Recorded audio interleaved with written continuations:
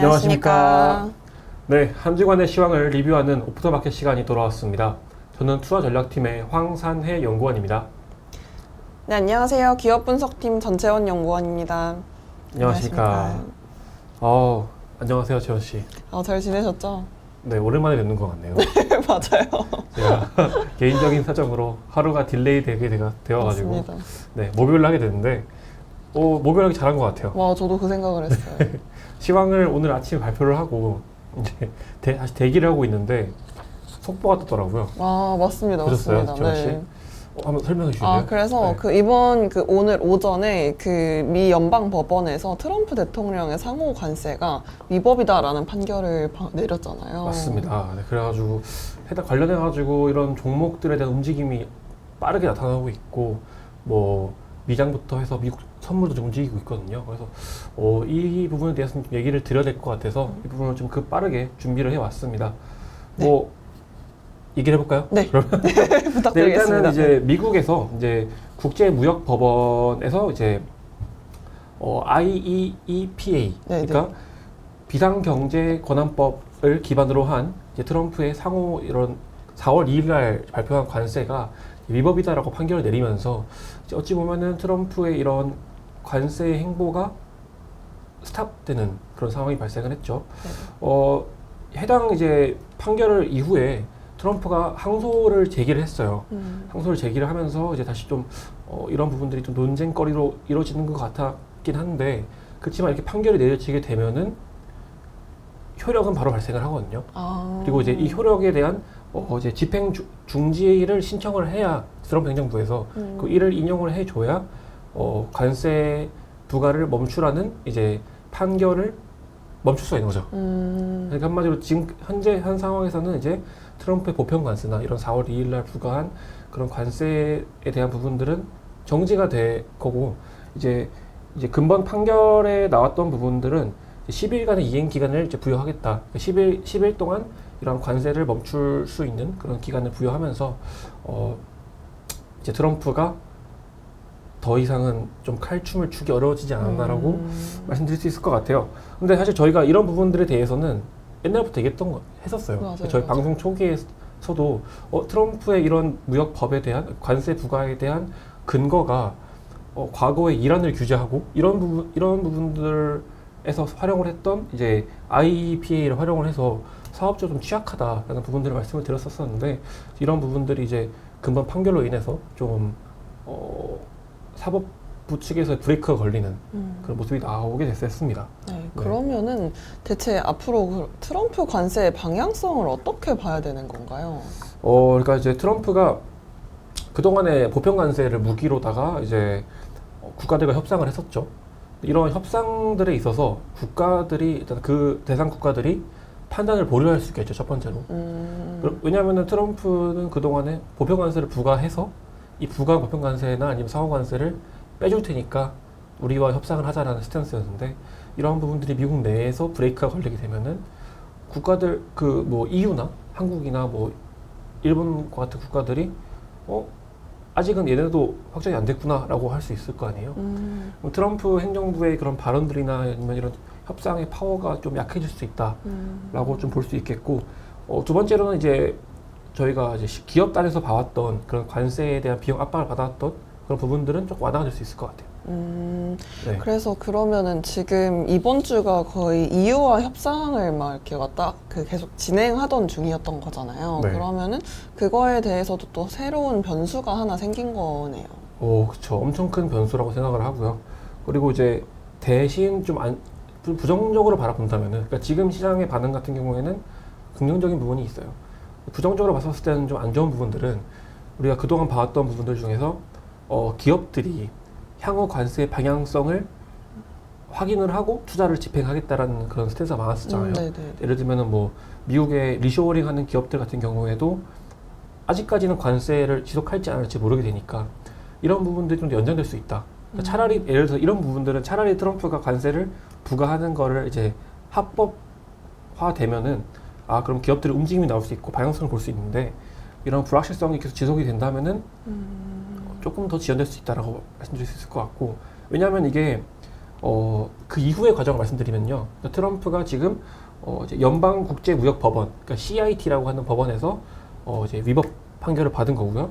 그 이후에 이제 연방항소법원을 거쳐서 여기서도 이제 심의를 해서 통과가 안 된다면은 연방 대법원으로 넘어가게 됩니다. 이 과정들이 하루 이틀 걸리는 게 아니기 때문에 트럼프도 그래서 이렇게 빠르게 관세에 대한 협상을 마무리 짓고 하려고 했던 거거든요. 근데 이제 그런 부분들이 더 길어지는 거죠, 시계열이. 그러네요. 그러면 기업들 입장에서는 더 고민을 하게 되고 판결이 안 나오면 어떡하지? 이런 얘기를 할 수 있는 거죠. 판결이 어떻게 될지 모르니까. 그러네요. 네. 네. 예, 말씀하십시오. 원래는 이제 트럼프 대통령으로 인해 불확실성이 커졌다면 지금은 이제 판결이 어떻게 나올지를 모르기 때문에 또 불확실성이 계속 이어지고 있는 거네요. 그리고 이제 트럼프 행정부 측에서도 쉽사리 물러서진 않을 거라고 생각을 해요. 그러니까 아직까지는 트럼프가 공식적으로 발언을 하진 않았어요. 지금 방송 촬영의 시점에서는. 그렇지만 이제 트럼프의 이런 소위 말하는 부하들, 트럼프의 그런 부하들이 SNS에 올린 거는 뭐 사법적인 쿠데타다 이런 강한 발언을 했거든요. 그러니까 트럼프는 기존에도 그런 대법원이나 이런 걸 압박을 했었을 때 선출직이라는 거 부분들을 매우 강조하면서 물론 의회는 또 선출직이긴 하지만 사법부에서 이제 우리를 지지해달라는 그런 발언을 많이 했었거든요. 그런 부분들에서는 트럼프 행정부가 어떤 행보를 취할지는 좀 더 강경하게 나올 수 있을 것 같긴 한데 먼저 지켜봐야 될 것 같고, 다만 이제 관세가 만약에 관세가 이렇게 위법 판정이 난다고 하면은 트럼프 행정부 입장에서도 좀 다양한 루트를 활용할 수 있어요. 예를 들면은 제가 좀 봐왔는데, 그러니까 그동안에 그러니까 원래 트럼프가 IEAP를 사용했던 이유는 가장 빠르게 국가 비상사태를 발령을 내려서 빠르게 관세를 매길 수 있는 수단이었어요. 근데 이제 그게 아니라 기존 트럼프 1기 때 사용했던 뭐 무역법 섹션 301조나 아니면은 섹션 122조 이런 부분들을 활용한다면은 정석적으로 그러니까 뭐 6, 7개월간의 검토를 거쳐서 부과를 할 수 있긴 하거든요. 그런 향후에 품목 관세로도 더 나갈 수도 있고. 네, 그러니까 지금 상황을 한마디로 말씀드리면은 불확실합니다. 그리고 그렇지만 시장은 지금 환호를 하고 있는 상황인 거죠. 아무래도 관세가 이제 없어질 수도 있다는 기대감 때문에. 그렇죠. 기대감을 일단 반영을 하는 것 같고, 하지만 좀 많은 과정들이 남았다. 네.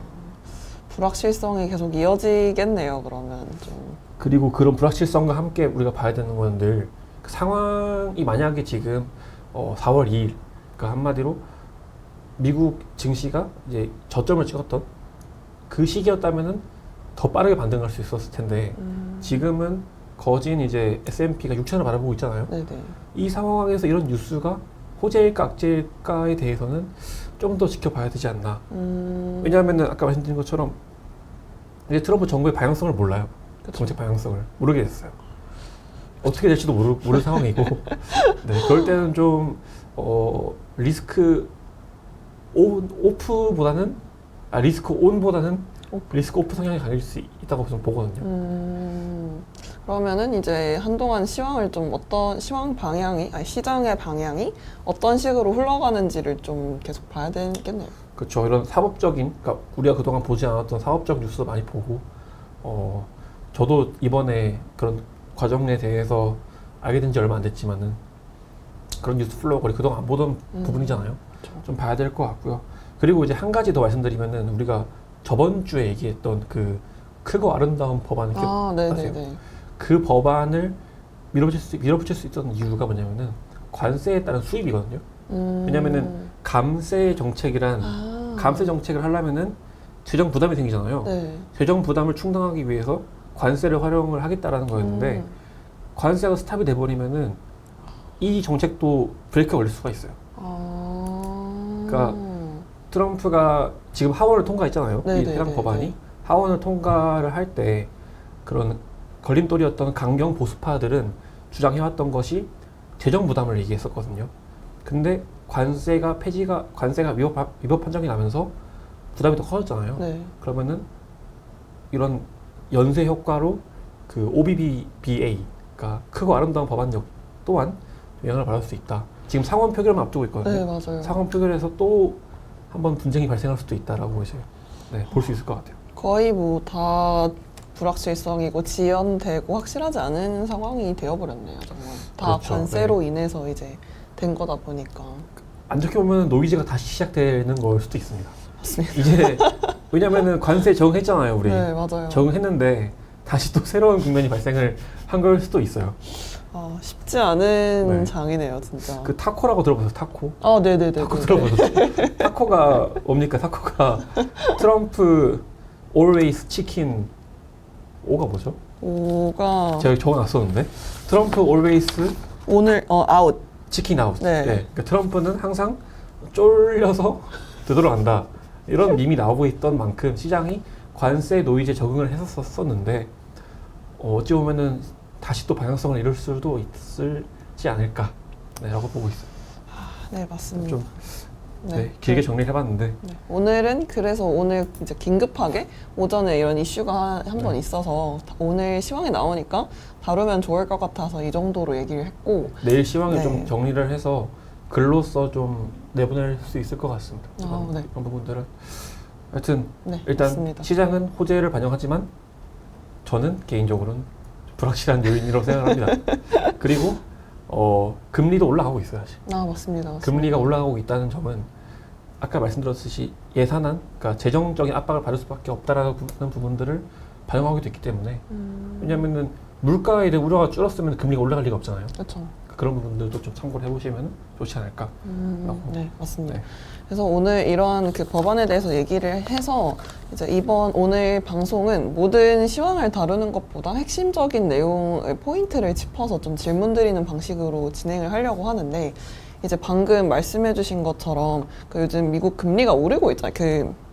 미 장기 금리가 계속 상승하는 모습을 보이고 있잖아요. 왔다 갔다 하죠, 위에서. 네. 근데 여기서 써주신 것처럼 미 정부의 재정 적자 우려가 커지면서 이제 30년물, 10년물 금리가 이제 상승을 한다 이렇게 언급을 해주셨는데 이 재정 적자 우려가 커지는 거랑 장기물 금리가 상승하는 게 어떤 그 상관관계가 있는지를 좀 설명해 주시면 좋을 것 같습니다. 그 뒤에 이론적으로 보면은 그냥 수요 공급의 원리라고 보시면 될 것 같은데 한마디로 정부가 재정 적자가 발생을 하게 된다면은 국채 발행을 해야 되잖아요. 네. 감당을 하기 위해서 국채를 발행하게 되면은 채권 공급이 증가를 하죠. 공급이 증가를 하게 되면은 가격이 떨어질 거고 네. 채권 가격이 떨어지면은 금리가 그렇죠. 올라갑니다. 네. 그런 과정으로 거쳐서 되는 거고요. 다만 이제 마냥 늘 그렇진 않아요. 왜냐하면은 아까 말씀드린 것처럼 수요와 공급이기 때문에 예를 들면은 2008년도에 그러니까 서프라임 모기지 이후에 똑같이 채권 발행이 늘어났단 말이죠. 하지만 금리는 떨어진 이유는 수요가 강했어요. 수요가 강한 이유로 보자면은 아까 말씀드린 리스크 오프에 대한 심리, 그러니까 위험 자산을 피하기 위해서 채권을 구매하는 수요가 발생한다면은 수요가 공급을 감당을 하면서 금리 압박은 덜해지겠죠. 하지만 지금 저희가 저번 주에도 말씀드렸다시피 이런 미국 자산에 대한 그런 수요가 좀 약한 상황이기 때문에 그런 금리 압박으로 이어지고 있다라고 말씀드릴 수 있을 것 같아요. 그러면 아까 리스크 오프 심리가 좀 강해질 수 있다고 말씀을 해주셨는데 그럼 이 상승이 살짝 좀 둔화되는 양상도 보일 수 있는 건가요? 이제 수요가 좀 더 들어오면은?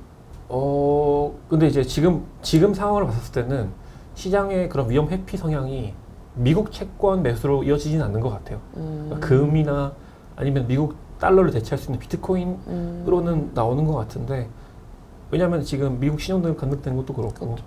이 자산에 대한 신뢰가 많이 떨어지는 상황이라서 그렇지만 금리는 높긴 하죠. 지금 그렇죠. 네. 지금 미국 30년물이 5%대라는 거는 높긴 한 상황인데 네. 네 그렇지만은 지금은 뭐 금이나 달러로 금이나 비트코인으로 가는 상황인 것 같긴 해요. 비트코인이 또 많이 오르고 있더라고요. 아 코인 좋아하시잖아요. 네. 저는 다양한 이제 투자 자산에 대해서 이제 공부를 하기 위해 하는 거죠. 저는 사실 코인은 제 투자를 안 하긴 하는데 많이 올라가지고 맞습니다. 네. 코인이 점점 자산군 성격을 띠는 것 같아요. 저 예전에는 네. 코인 자체를 그러니까 하나의 기업, 그러니까 얘는 뭘 안 만들어내는데 왜 가치가 있지라고 생각했었는데 왜냐면은 기업 단으로 봤었을 때는 기업은 한 기업이 미래 배당 수익 합쳐놓은 거 이런 부분들을 뭐 이론적으로 그렇잖아요. 비트코인은 그게 아니니까는 가치가 없다 생각했었는데 원래 법익도 아마 비슷한 논리로 실화할 맞습니다. 거예요. 네. 근데 이제 자산군 입장에서 이렇게 본다면은 그렇죠. 좀 비트코인이 많이 올라가고 있더라고요. 네, 맞습니다. 배가 아픕니다. 배가 아프시니까 연구원님께서 빨리 다른 질문으로 넘어가도록 하겠습니다.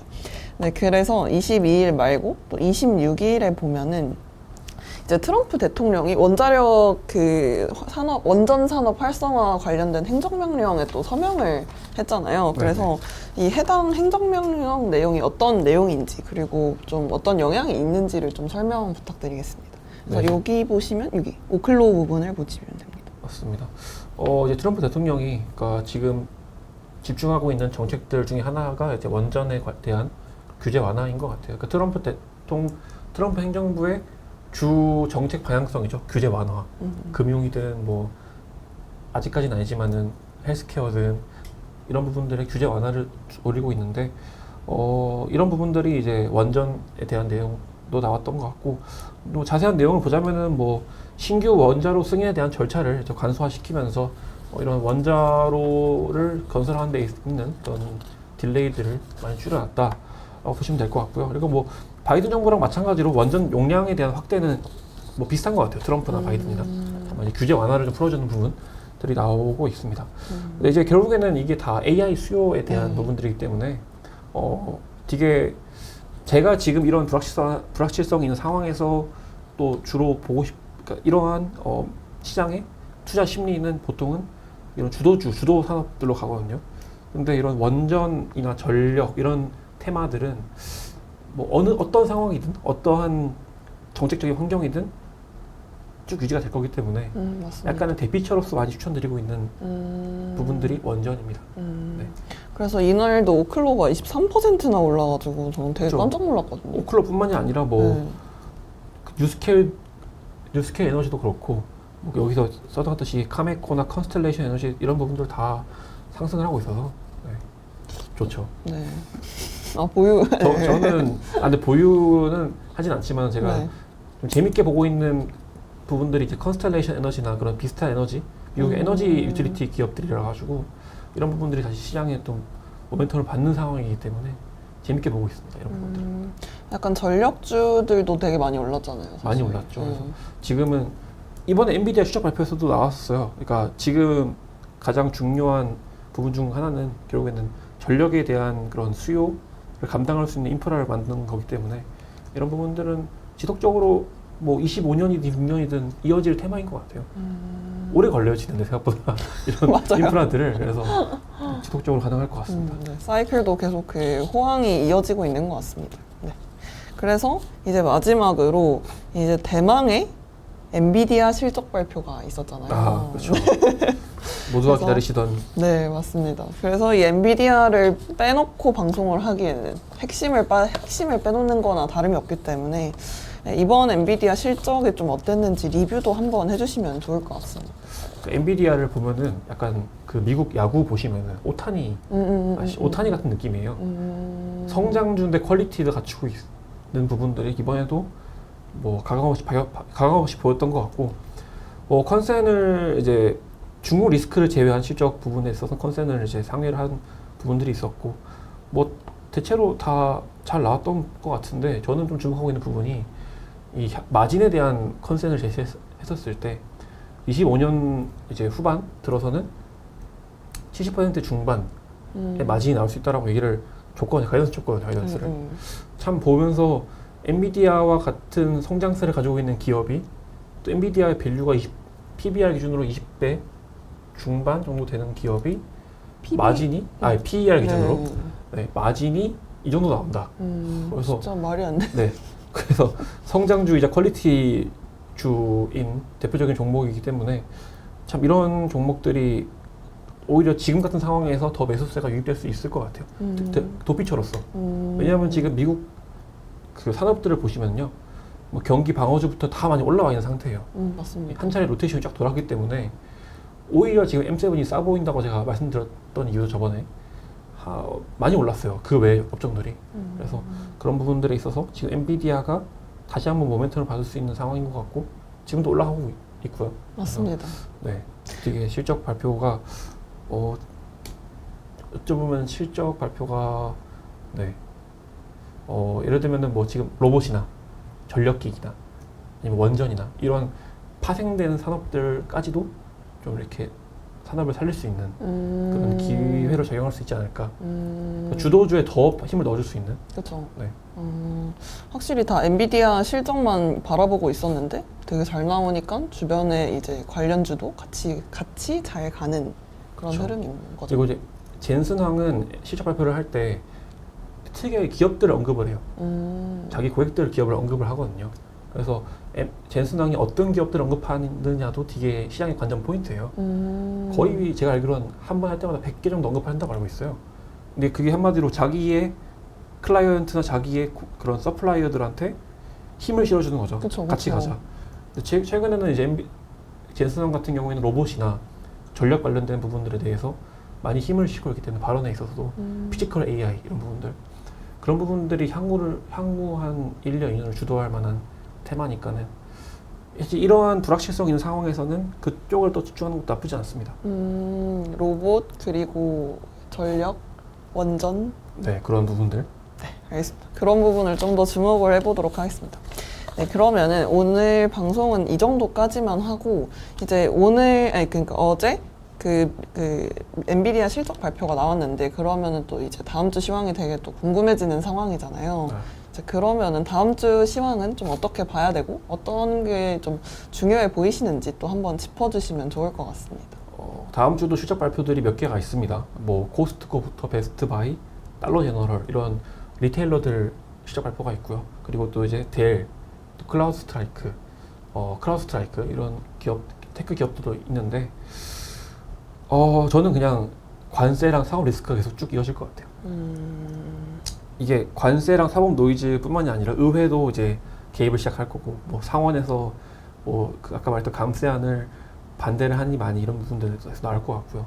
또는 이러한 미국의 상황을 보고 EU나 그 외 국가들에서도 협상에 대한 제스처도 줄 수도 있고 이런 부분들이 시장이 좀 출렁이게 할 수 있을 것 같은데 그럴 때일수록 아까 말씀드린 퀄리티 있는 종목들이나 엔비디아 좀 퀄리티 있는 종목이나 아니면은 그러니까 주도 테마로서 그런 힘이 강한 친구들 그런 테마들이나 아니면 제가 요새 좀 보고 있는 거는 헬스케어도 좀 보고 있어요. 네, 헬스케어 같은 거는 왜 보냐면은 미국 시장에서 그나마 안 오른 애들이에요. 걔네가. 맞아요. 엄청 네. 떨어졌었잖아요. 그리고 잘 보시면은 뭐 유나이티드 헬스 같은 부분들은 너무 불확실하니까 모르겠지만은 저는 일라이릴리가 눈에 들어오는 이유가 일라이릴리가 싸더라고요 생각보다. 아 그래요? 네, 일라이릴리가 좀 그 PER이 한 30배 후반 정도 되는데 근데 일라이릴리도 마진이 잘 나와요. OPM이 40% 정도 되는 걸로 알고 있거든요. 그래서 헬스케어 치고는 그래도 좀 돈도 버는 기업이고 밸류 부담은 좀 덜하지 않나? 과거에 비하면. 그러니까 그럴 때 좀 살 수 있을 것 같고 또 산업용 리츠라고 해가지고요. 대표적 기업으로는 이제 프롤로지스라는 기업이 있는데 이 기업은 뭘 하냐면은 이제 물류 창고를 이제 임대해주는 사업을 해요. 근데 이러한 기업들도 만약에 관세 노이즈에 대한 기대감이 유입된다면은 이런 또 최근에 좀 올라오는 그러니까 그동안은 좀 저평가되었지만 올라오는 그런 기업들도 보면 좋지 않을까. 이 산업용 리츠의 영역들이 과거에 뭐 코로나 이후로 과잉 공급 때문에 이제 한동안 죽었었다가 최근에 사이클이 올라오고 있거든요. 그런 부분들을 좀 스타디 해보면서 또 새로운 투자 아이디어를 찾아보는 것도 나쁘지 않을 것 같습니다. 새로운 투자 포인트 좀 괜찮은 것 같습니다. 그리고 제가 좋아하는 배당도 많이 줍니다. 3% 후반인가 그럴 겁니다. 많이 주네요. 아무래도 물류 이런 기반이다 보니까 안정적이긴 합니다. 네. 성장세가 나오는 거에 대해서는 아직까지는 봐야 되지만은 또 안정적으로 배당을 주는 기업이니까. 네, 더 궁금하신 분들은 이제 위원님의 자료나 이제 아니면은 뭐 공부를 좀 더 해보시면 좋을 것 같고. 궁금하면 공부하세요 이런 느낌인가요? 그래서 이제 말씀하신 뭐 다음 주에는 사법 그 리스크도 있고 이런 관세 불확실성이 되게 큰 상황에서 이제 어떻게 이제 될지 저희는 다시 한번 보기 위해 다음 주에 찾아뵙도록 하겠습니다. 네, 지금까지 본격 시황 토크쇼 오프 더 마켓이었습니다. 감사합니다.